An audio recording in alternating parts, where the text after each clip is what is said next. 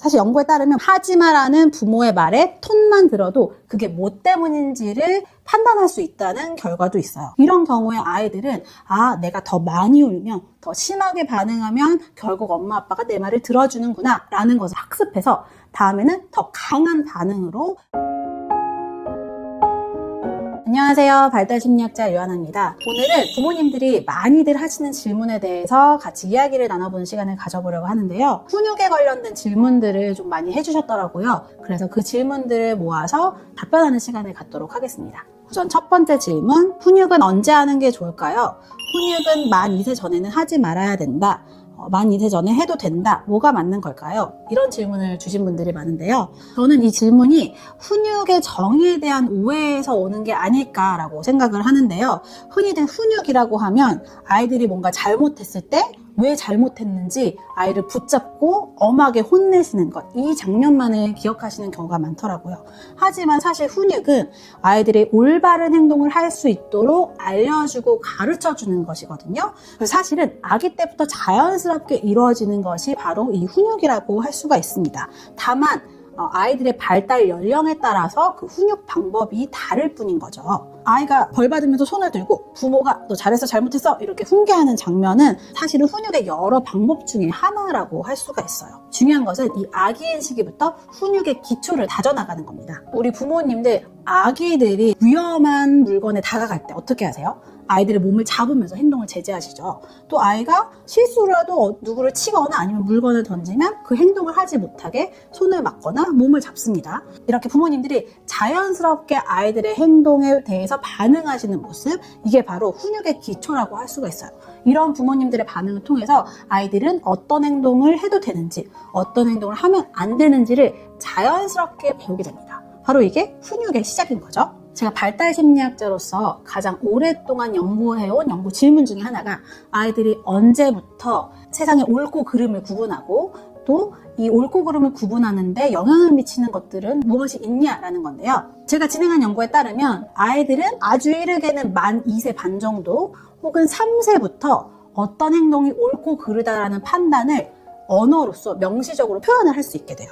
근데 이렇게 아이들이 옳고 그름을 구분하려면 아기 때부터 보이는 주위의 반응이 굉장히 중요한 거예요. 아이가 말을 못하는 어린 아기인 시기에도 주변 사람들이 위험한 행동은 제지하고 또 다른 사람에게 해를 끼치는 행동은 막고, 이런 반응들을 아이들이 계속 경험하면서 옳고 그른 것이 어떤 것인지에 대한 기준을 세워나가게 되는 거죠. 그래서 말이 트이기 시작하는 한 2돌 반, 3돌쯤 되면 아이들이 아주 간단한 부분에 대해서는 이것이 옳고 그르다라는 판단을 할 수 있게 됩니다. 그래서 중요한 거는 훈육이라는 것은 아주 아기 때부터 습관처럼 자연스럽게 자리 잡는 것이라고 생각하시고 연령에 따라서 아이들에게 적절한 훈육 방법을 실천해 주시는 거예요. 그래서 예를 들어서 아이가 아주 어릴 때에는 신체적인, 물리적인 제재를 가해야 됩니다. 아이들의 몸을 막으시고 아이들의 손을 잡으시고 아이들이 위험한 행동, 다른 사람을 해하는 행동을 하지 못하게 신체적으로 제재를 해주셔야 되고요. 말을 알아듣기 시작하면 그때부터는 간단한 언어적인 표현을 통해서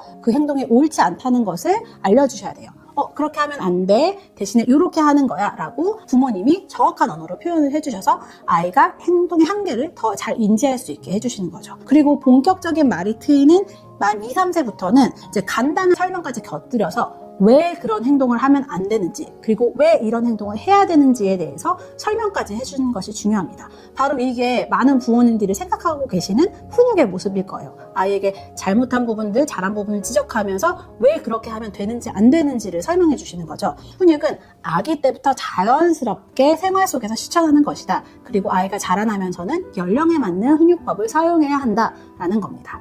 두 번째 질문은 우리 아이가 때가 너무 심한데 아이 기가 센 걸까요? 아니면 제 훈육 방식이 잘못된 걸까요? 라는 질문입니다. 저는 이 질문을 보면서 몇 가지 좀 체크해 보셔야 될 부분들이 있다고 생각했는데요.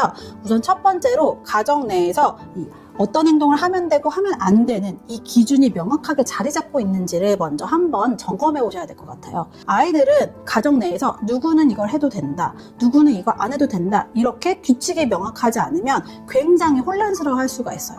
그래서 이전에는 이 사람은 이걸 해도 된다고 했는데 엄마가 갑자기 하지 말라고 하면 그 좌절감 때문에 감정이 더 크게 폭발을 할 수가 있는 거죠. 그리고 그 상황에서 내가 이 사람한테는 이렇게 행동하면 혹시 규칙을 바뀌어주지 않을까 하면서 부모를 시험하는 모습을 보이기도 합니다. 또 같은 부모님이라도 자신의 컨디션이나 아니면 상황에 따라서 이때는 이렇게 해도 된다고 하고 저 때는 이렇게 하면 안 된다고 하고 이렇게 규칙을 명확하게 알려주시지 않는 경우도 있어요. 이렇게 되면 아이들은 굉장히 혼란스러워합니다. 처음에는 부모님들이 안 된다고 하다가 아이들의 때가 심해지거나 울음이 심해지면 그때는 그래 그냥 이거 해 라고 하면서 포기하시는 경우들이 심심찮게 있어요. 이런 경우에 아이들은 내가 더 많이 울면 더 심하게 반응하면 결국 엄마 아빠가 내 말을 들어주는구나 라는 것을 학습해서 다음에는 더 강한 반응으로 부모의 제재에 반응을 할 수 있게 됩니다.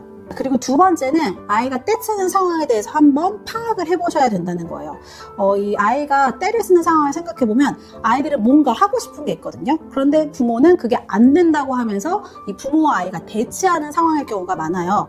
아이는 자기가 원하는 대로 안 되니까 화가 나고 짜증을 내는 거죠. 그래서 이때에는 혹시 내가 아이와 불필요한 대치를 하고 있지는 않은지를 한번 살펴보시는 것이 중요합니다. 그래서 연령별로 좀 자주 떼를 쓰는 상황이 있잖아요.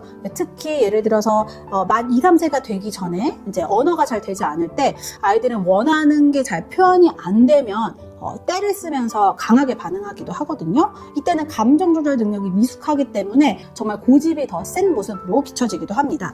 그래서 이럴 때는 굳이 아이와 대치 상황을 길게 끌어나가시지 않고 그냥 짧고 명확하게 룰에 대해서 설명을 해주시면서 넘어가시는 것도 필요하고요. 또 불필요하게 아이가 좌절을 느끼는 상황을 발견하신다면 그 상황은 피해서 아이가 굳이 떼를 쓰지 않아도 될 수 있도록 환경을 조성해 주시는 것도 중요합니다. 근데 만 4세 이후에는 이제 아이들이 논리가 정연해져서 자기 주장이 굉장히 강해지고요. 이럴 경우에는 사실은 아이에게 어느 정도 선택권을 주면서 받아들이게 상황을 협상하시는 것도 필요합니다. 그런데 제가 말씀드린 이 부분을 점검했음에도 불구하고 아이가 특별히 좀 때가 많다고 느껴지시는 경우가 있어요. 또 어떤 아이들은 아주 작은 좌절에도 작은 자극에도 쉽게 감정이 폭발하거나 또 부정적으로 반응하는 기질을 타고날 수가 있거든요. 이런 아이들은 쉽게 좌절을 한다거나 혹은 울음이 지속되는데 이게 잦아들기가 굉장히 어렵다는 특성을 보이고 있어요. 그래서 우리 아이가 이런 특성을 보인다면 그럴 때에는 전문가를 찾아가서 아이에게 도움을 주시는 것이 필요합니다. 세 번째 질문입니다. 우리 아이는 아무리 단호하게 말해도 듣지를 않아요. 교수님이 생각하시는 진짜 효과 있는 훈육법은 무엇인가요? 라는 질문인데요. 저는 훈육에 있어서 일관성이 중요하다고 생각하거든요.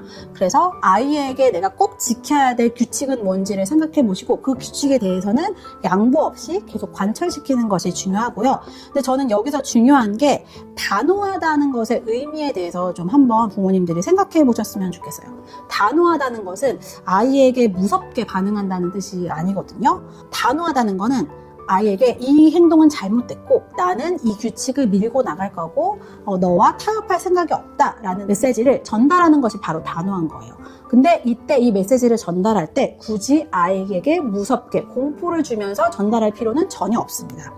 그래서 사실은 단호하다라고 할 때 우리가 이 말의 내용도 중요한데요. 부모님들이 비언어적으로도 단호하게 행동하고 있는지는 한번 체크해 보실 필요가 있어요. 왜냐하면 아이들은 부모의 표정이나 억양 아니면 행동적인 그런 단서를 통해서 부모의 의도를 알아채기도 하거든요.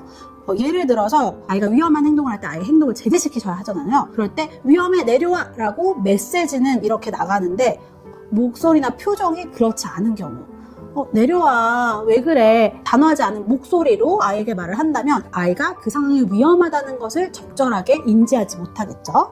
사실 연구에 따르면 하지마라는 부모의 말에 톤만 들어도 그게 뭐 때문인지를 판단할 수 있다는 결과도 있어요. 그 아이들은 부모님 목소리만 들어도 이게 누구를 때려서 그런 건지 아니면 내가 실수로 물을 쏟아서 그런 건지 꽤 잘 파악을 하고 있다는 거죠. 그래서 내가 정말 아이에게 훈육을 할 때 단호한 모습으로 하고 있는지 체크를 하실 때 거울도 보시면서 내 표정도 살펴보시고 또 실제로 목소리를 내보면서 내 목소리 톤이 어떤지도 한번 점검해 보시면서 연습하실 필요도 있습니다.